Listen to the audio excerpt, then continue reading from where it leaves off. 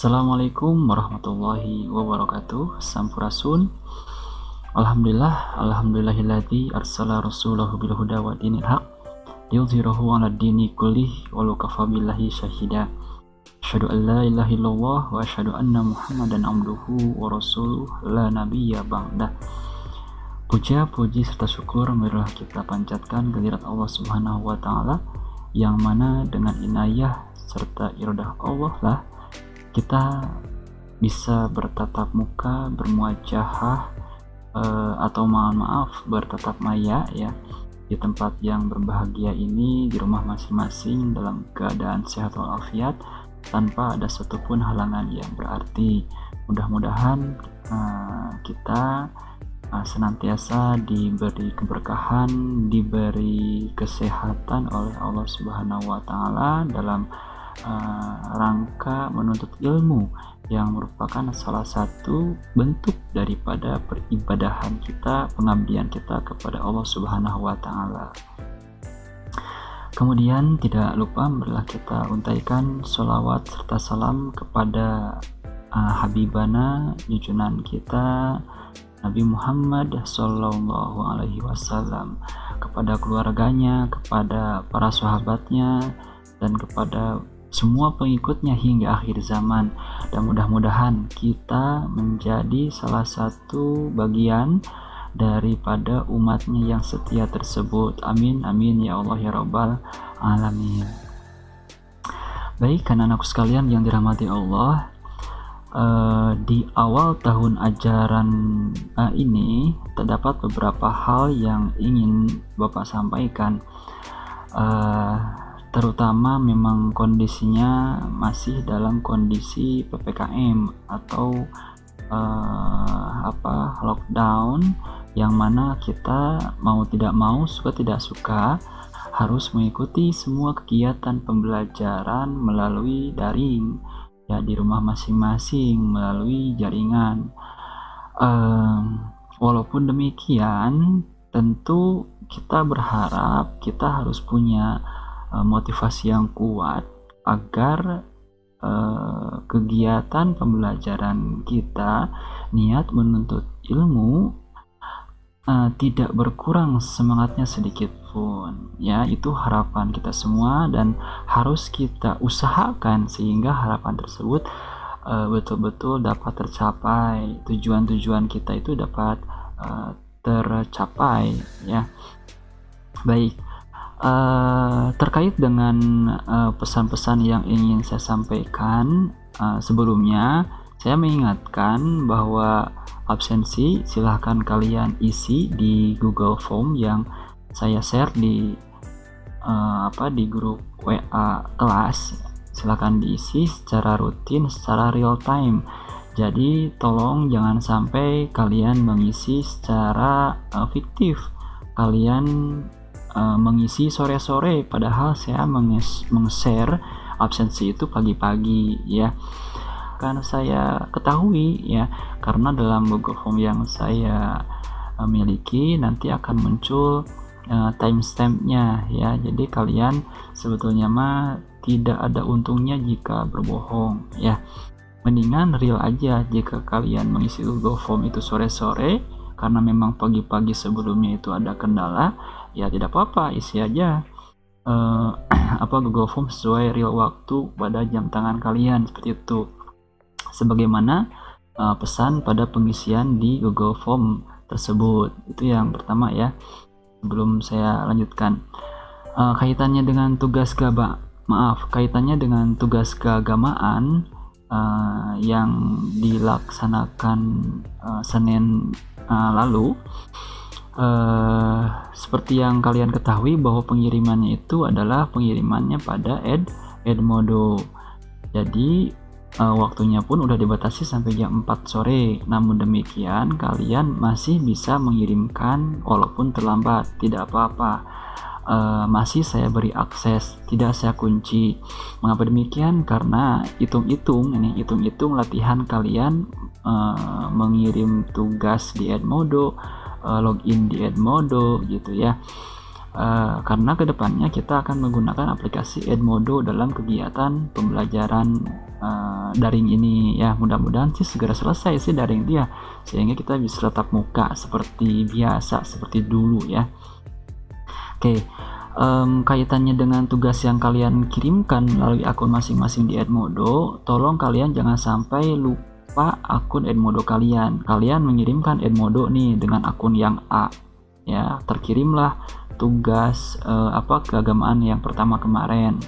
Kemudian ketika di pertemuan-pertemuan berikutnya kalian lupa dengan akun yang pertama tadi, akun yang A tadi ya, kalian mencoba masuk dengan akun yang kedua ya. Nah, otomatis ketika seandainya saya menghapus akun yang A tadi, maka otomatis bakal terhapus juga semua postingan, semua kiriman tugas dari kalian. Jadi mohon jangan sampai lupa akunnya. Kalau seandainya lupa, jangan dulu bikin akun yang kedua, yang B, tapi kalian boleh menanyakan kepada saya password akun kalian itu apa, kode akun kalian itu apa, daripada mengganti. Karena kalau mengganti akun, otomatis tugas yang pernah dikirim dengan akun tersebut akan terhapus pula. Oke. Baik anak-anakku sekalian, saya akan nampilkan PowerPoint kaitannya dengan kegiatan, hal-hal apa, poin-poin apa yang penting saya sampaikan tadi di awal. Oke, baik anak-anakku sekalian, ini tayangan yang saya maksud. Kita akan belajar kaitannya dengan pendidikan agama Islam. Pendidikan agama Islam ini tentu tidak asing lagi karena kita sejak SMP udah belajar mata pelajaran PAI kan ya, atau pendidikan agama Islam. Bahkan sejak SD pun, bahkan sebelum sekolah pun, karena memang kita insya Allah yang ada di sini telah beragama Islam seperti itu. Nah, kemudian apa pentingnya saya menyampaikan poin ini? Nah, ini penting saya sampaikan karena di kelas 10 kita sekarang, angkatan kita sekarang ini merupakan angkatan pertama ya, ketika PAI, ketika pendidikan agama Islam, kurikulumnya itu baru ya, yakni kurikulum operasional satuan pendidikan. Ada beberapa hal yang memang dikurangi, ada memang yang disederhanakan, ada memang yang juga ditambahkan seperti itu ya. Di kesempatan kali ini saya pun ingin menyampaikan dalam kurikulum operasional satuan pendidikan ini dari apa aja sih yang akan kita pelajari ke depan. Bahwa yang pertama ini adalah perubahan. Seperti yang di kegiatan PLS sebelumnya saya pernah menyampaikan kaitannya dengan perubahan. Sekarang saya menekankan kembali pentingnya perubahan. Maksudnya apa sih? Maksudnya bahwa kalian semua tentu sudah paham, sudah sadar sekarang menggunakan dan memakai baju yang baru. Bajunya putih abu, enggak biru, seperti itu. Otomatis kalian pun membuka lembaran baru ya, lembaran baru dari kisah-kisah pendidikan kalian sebelumnya ya. Sekarang udah SMA, ketika kalian membuka lembaran baru, maka mohon lakukanlah perubahan-perubahan, lakukanlah terobosan-terobosan, lakukanlah perbedaan-perbedaan sehingga kalian menjadi pribadi yang lebih baik lagi gitu. Seandainya kalian dulu mohon maaf sering dipanggil BK lah, sering kena kasus, sering kena tegur oleh dewan guru gitu, maka mohon di lembaran baru sekarang dengan seragam yang putih abu dan sedang kalian pakai sekarang, bahkan laki-laki berdasi ya, luar biasa gagahnya. Mohon ya, ukir lembaran baru kalian dengan lebih baik lagi. Ingat, Apa yang kalian lewati sekarang itu tidak akan bisa kembali lagi, ya. Kalian jangan sampai putus asa, jangan sampai orang mah udah kena blacklist oleh orang-orang, saya anak yang kurang baik gitu. Udah lupakan itu, kalian harus berubah seperti halnya perubahan seekor ulat yang tidak disukai oleh orang-orang. Namun ketika dia berubah, bermetamorfosa, dia berubah menjadi seekor kupu-kupu yang begitu indah dan luar biasa warnanya, disukai oleh orang-orang. Oke, paham ya? Jika kita meruntut sejarah sebelumnya, dalam sejarah Islam dikisahkan udah ada banyak sahabat-sahabat yang dulunya mantan orang-orang yang kurang baik, ya, mantan penjahat, mantan pembunuh, mantan pemabuk. Mohon maaf, katakanlah seorang Umar bin Khattab, bagaimana dia dulu ditakuti oleh orang-orang Mekah waktu itu, ya. Dikisahkan dia pernah mengubur pula hidup-hidup anaknya yang masih kecil, ya, karena dia merasa malu memiliki anak perempuan, gitu kan ya. Namun apa yang terjadi dengan seorang Umar ketika dia masuk Islam? Dia begitu disukai oleh banyak orang, dan bahkan oleh Rasulullah pun kesurgaan Umar bin Khattab itu dijamin. Masya Allah, ya. Tidak ada istilah putus asa, tidak ada istilah terlambat untuk berubah. Apalagi seperti anak-anakku semua, kalian semua yang tahapan usianya masih 16 tahun, 15 gitu ya, masih jauh secara hitungan matematik manusia, masih jauh, masih punya banyak peluang ke depan. Seperti itu, ya. Itu pentingnya perubahan. Sampai guru saya dulu di Sanawiyah pernah berkata, mendingan jadi mantan santri atau mending jadi mantan preman, ya. Kalian tentu bisa merenungkan apa bedanya mantan santri dan dengan mantan preman. Ya, tentu kita pengen yang lebih baik, ya.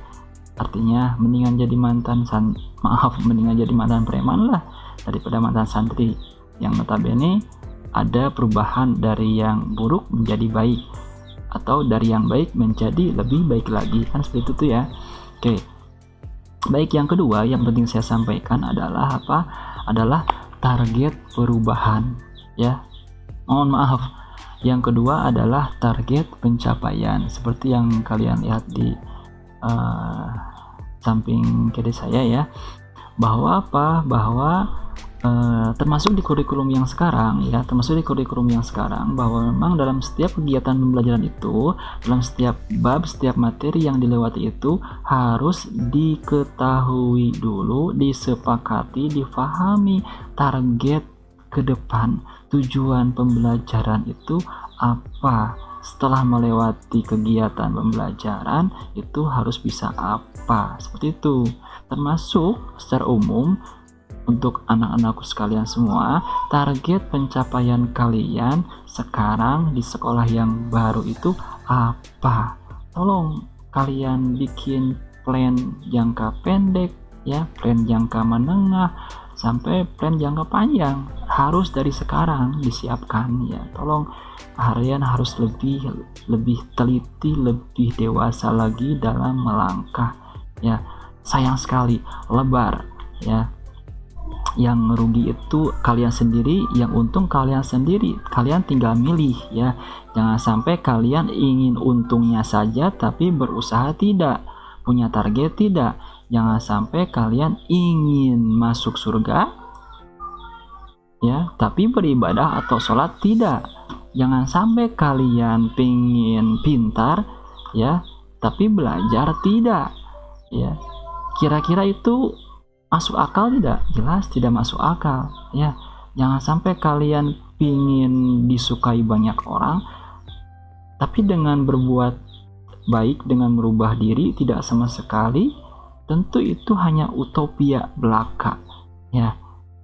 Ingat, hasil itu pasti berbanding lurus dengan proses.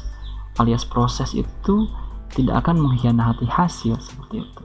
Jadi anak sekalian, targetkan ya pencapaian apa di minggu ini, di bulan ini, di semester ini, sampai di tahun ini, seperti itu. Jadi tolong pahami itu semua. Kalian harus punya target pencapaian, kaitannya dengan perubahan juga sebelumnya. Oke, bisa difahami ya.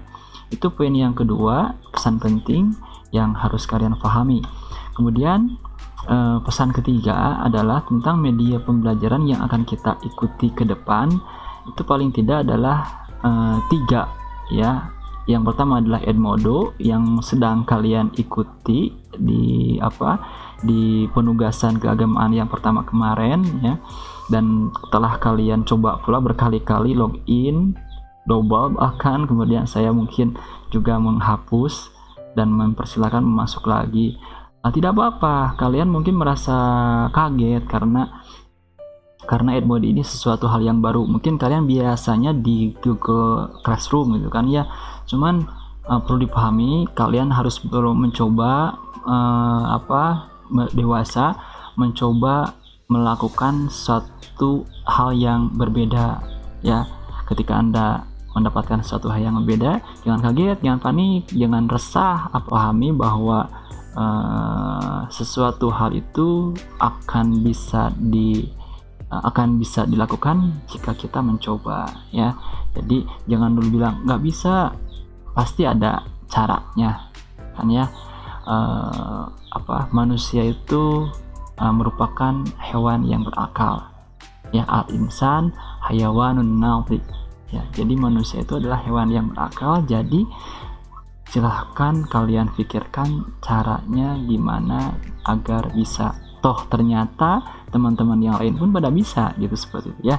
Bisa lihat di Google, di YouTube, ada banyak ya tutorialnya. Dan mohon maaf, saya mungkin belum membuatkan tutorial untuk login atau membuat akun Edmodo, termasuk mungkin mengirimkan tugas di Edmodo, karena saya kira di YouTube pun begitu banyak ya orang-orang yang membuat tutorial tentang Edmodo. Kemudian yang kedua itu adalah Quizizz ya. Quizizz itu apa sih? Quizizz itu satu aplikasi kaitannya dengan games ya. Quiz seru lah. Nanti kalian harus coba mengikuti UTS saya atau ulangan harian saya menggunakan Quizizz ya. Wah, seandainya tatap muka normal, pengalaman sebelumnya di anak-anak sebelumnya itu ketika saya sajikan kuis itu pada ketagihan, pada pengen lagi ulangan gitu. Itu gila nggak? Bayangkan ya, mohon maaf ya dalam tanda kutip gila nggak. Jadi artinya sesuatu hal ulangan yang tabene ditakuti, malas ulangan itu, tapi ketika saya sajikan berupa melalui aplikasi Quizizz itu justru sebaliknya, pada pengen lagi gitu ya. Itu unik banget ya. Oke, itu yang kedua. Dan yang ketiga adalah aplikasi Zoom. Aplikasi Zoom ini jelas lebih tidak asing lagi ya, seperti halnya Google Meet ya, seperti halnya Google Meet. Cuman untuk Zoom ini saya tidak akan memakai Zoom setiap pertemuan karena karena dari sekian aplikasi yang paling menyedot kuota itu konon katanya itu adalah Zoom. Jadi saya terus terang kasihan jika kalian pagi-pagi jam pertama Zoom, jam kedua PAI Zoom, jam ketiga mapel yang lain Zoom misalkan, terus saya Zoom di hari pertama, hari kedua Zoom lagi, ya kasihan. Jadi mungkin Zoom itu saya pakai di momen-momen tertentu, misalkan ketika mengetes bacaan Al-Quran ya. Itu pesan yang ketiga. Dan yang keempat ini adalah penilaian. Nah, baik anakku sekalian, ini penting banget saya berbicara masalah penilaian.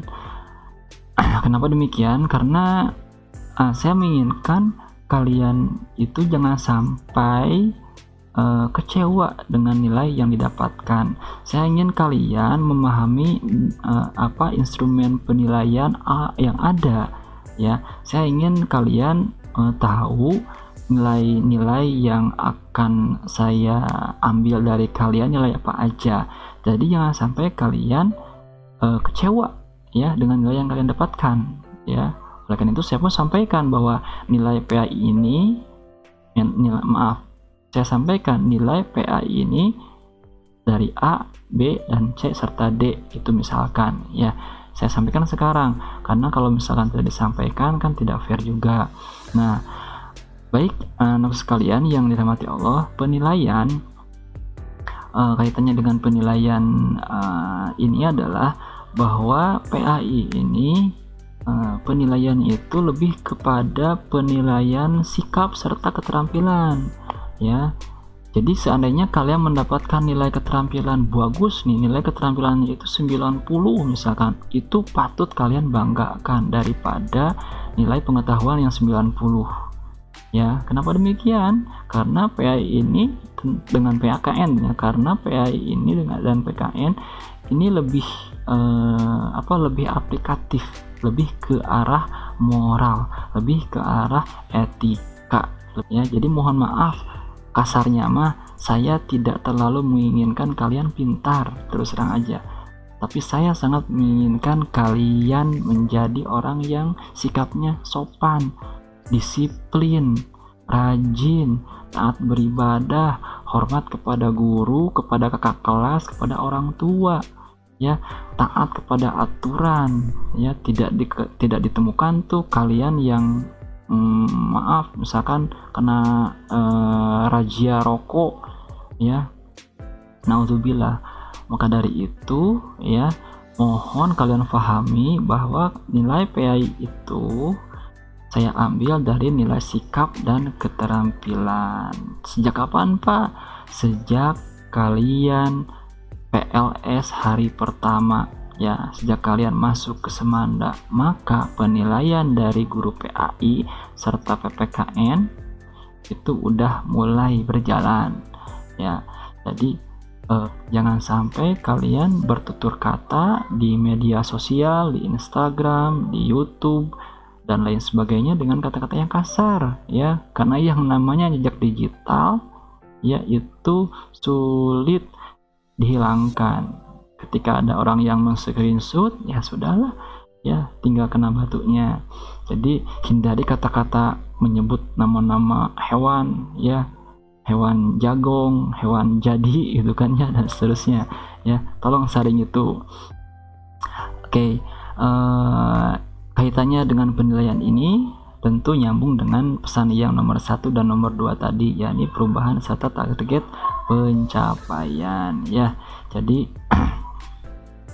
tolong kalian harus bisa paham, harus bisa memahami bahwa pada saat-saat tertentu itu memang kita harus berusaha merubah diri, menahan diri, serta mengendalikan diri.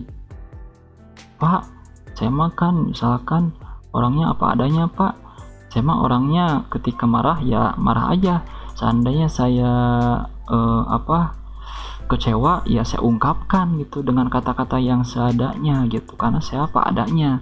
Nah mohon maaf, itu adalah jawaban serta perilaku yang tidak baik ya. Itu perilaku yang tidak bisa mengendalikan dirinya ya, tidak bisa menjaga dirinya gitu. Karena justru perilaku yang baik itu adalah perilaku yang mencoba mengendalikan diri kita ketika kita marah, kesal ya, kesal ke teman, kesal ke guru. Jangan sampai diluapkan begitu aja ya. Tahan, bismillah ya, la haula ya, a'udzubillahi minasyaitonirrajim, yang mencoba menggoda kita dan memanfaatkan amarah kita. Itu perilaku yang baik ya. Itu bukan munafik loh ya, itu bukan munafik, itu adalah orang yang berusaha mengendalikan dirinya. Itu luar biasa ya. Dan memang seperti itulah harusnya kita berbuat, membiasakan diri, menahan diri emosi ketika marah ya. Oke, itu pahami ya. Jadi itu penilaian-penilaian yang akan saya ambil dari kalian ya. Penilaian tersebut adalah penilaian di sikap serta di keterampilan atau perilaku ya. Jadi kalian harus baik hatinya, dalamnya, serta perilakunya ya. Kemudian juga baik eksternalnya, baik luarnya. Apanya tuh maksudnya tuh luarnya itu adalah baik penampilannya, ya, karena anak yang baik itu adalah anak yang baik luar serta dalamnya. Jadi mohon maaf yang rambutnya gondrong, ya, silahkan dipotong, dirapihkan, cermin seorang pelajar, ya. Jadi ketika rambutnya tidak sesuai standar aturan sekolah, maka tolong dirapihkan, karena udah ada aturannya di sekolah manapun, pasti ada aturannya. Bahkan dalam agama Islam pun ada istilahnya. Ketika kalian rambutnya acak-acakan atau rambutnya panjang sabelah, pendek sabelah, itu namanya koza, ya, dan itu haram, ya. Jadi tolong pakaiannya dirapihkan, dibersihkan, ya, seperti halnya seorang pelajar memakai dasi ketika Zoom meeting, ketika belajar, ya, secara resmi. Kemudian jangan pakai blush on kalau perempuan, jangan pakai gincu itu lipstick, ya, jangan pakai, belum saatnya untuk seorang pelajar, ya. Jangan pakai yang pemerah kuku tuh, ya, jangan. Oke, paham ya? Jadi baiknya itu adalah luar serta dalamnya. Kita berusaha membaikkan diri kita dalamnya serta luarnya, sehingga ketika di luar jam pelajaran pun itu sudah menjadi kebiasaan kita. Bisa dipahami ya?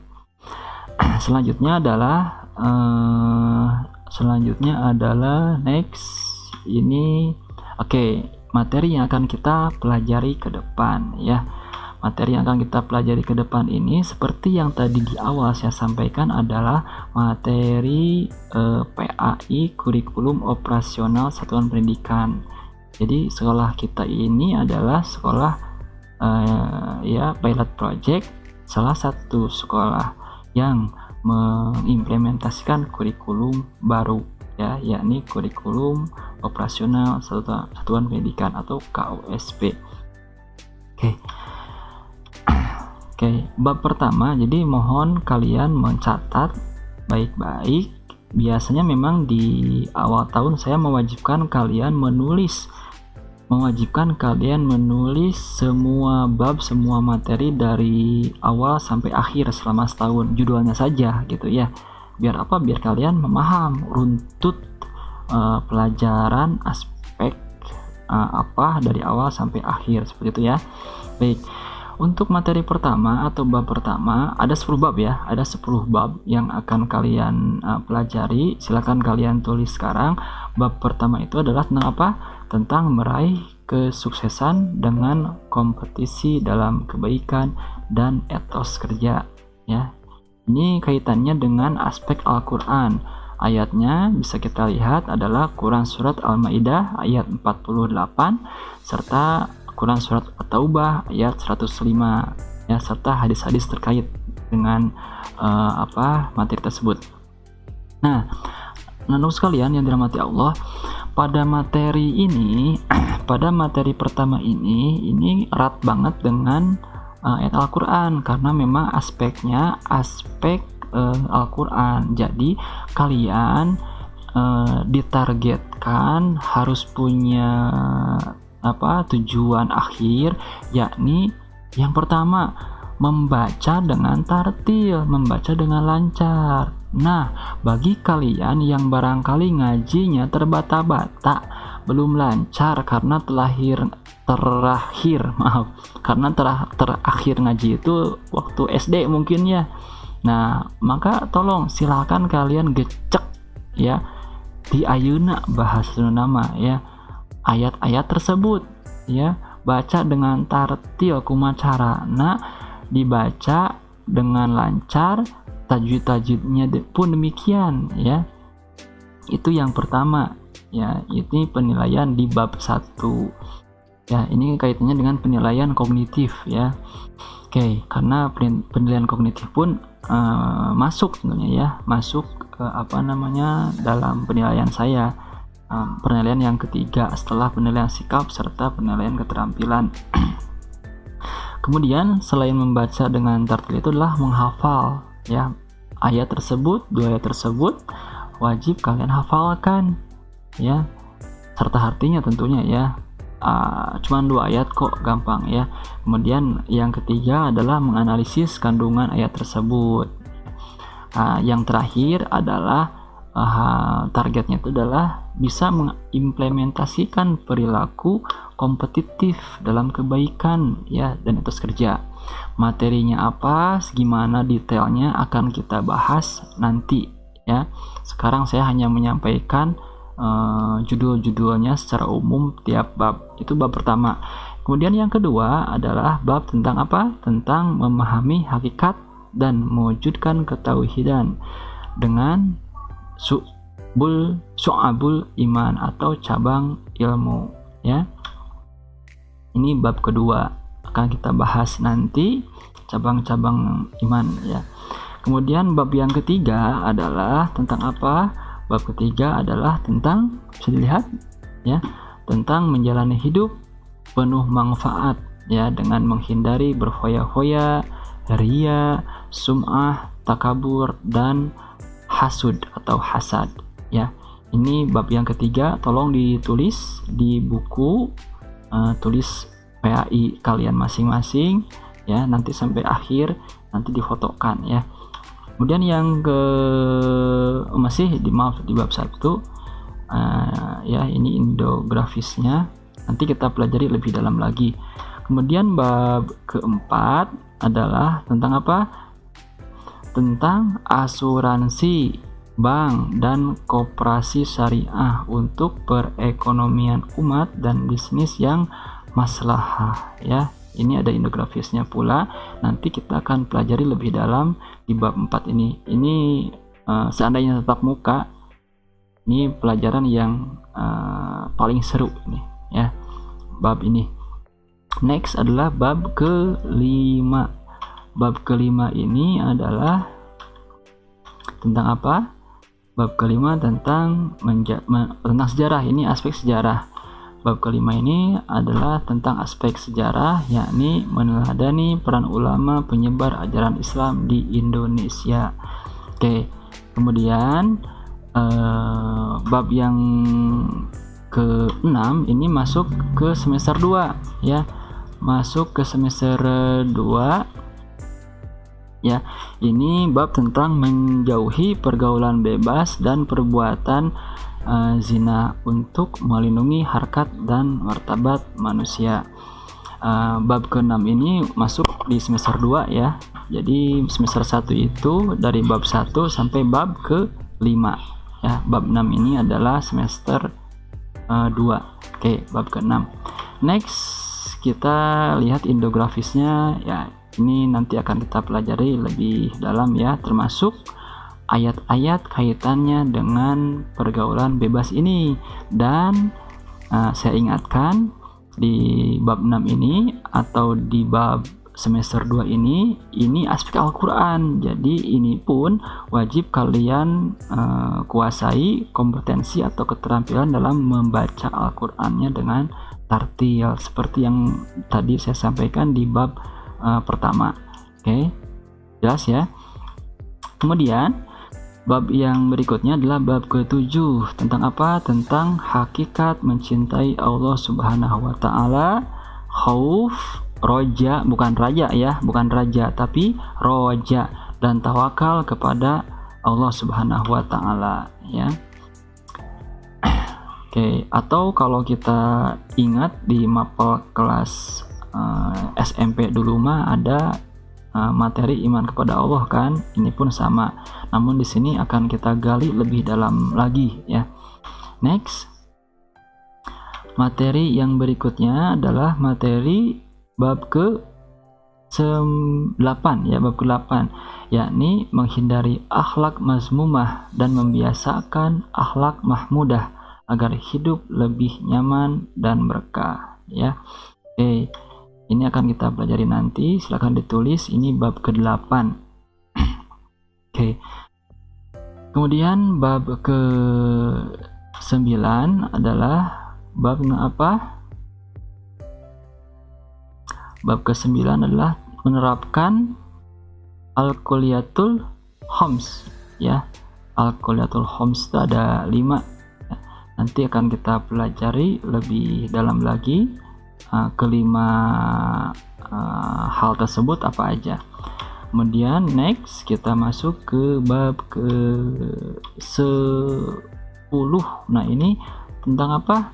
Tentang peran tokoh ulama. Nah, ya, ini peran tokoh ulama dalam penyebaran Islam di Indonesia, baik metode dakwah Islamnya ya, ataupun teknik serta strateginya para wali songo dalam menyebarkan Islam di Indonesia. Itu adalah bab terakhir di kelas 10 nanti ya. Ini entah disampaikan secara daring karena masih pandemi ataukah udah tatap muka, walau alam ya. Mudah-mudahan kita bisa tatap muka ya. Kita berdoa yang terbaik ya, menurut Allah Subhanahu wa taala dan menurut kita tentunya. Oke. Artinya mudah-mudahan kebaikan yang kita harapkan berbanding lurus dengan kebaikan yang Allah inginkan. Itu yang saya maksud kan ya. Itu adalah yang terakhir. Demikian barangkali pesan-pesan di awal tahun ajaran ini yang dapat saya sampaikan kaitannya dengan PAI di kurikulum baru ini. Demikian yang dapat saya sampaikan. Semoga belajar kita menjadi ladang ibadah ya, seperti yang kalian lihat. Amin, amin ya Allah ya Rabbal alamin. Baik, itu barangkali yang penting saya sampaikan kepada kalian semua. Kalau ada pertanyaan bisa kalian isi, kalian tulis di kolom chat akun YouTube ini. Dan tentu bagi yang belum like, subscribe dan share bisa dilakukan sekarang ya. Itu aja yang saya sampaikan. Atas kekurangan dan kelebihannya saya mohon maaf. Kekurangannya adalah milik saya sendiri dan kelebihannya adalah milik Allah semata. Kita tutup dengan doa hamdalah bersama-sama dan doa kafaratul majlis ya. Alhamdulillahirabbil alamin. Subhanaka Allahumma wa bihamdika asyhadu alla ilaha illa anta astaghfiruka wa atubu ilaik. Amin ya rabbal alamin. Wassalamualaikum warahmatullahi wabarakatuh. Maka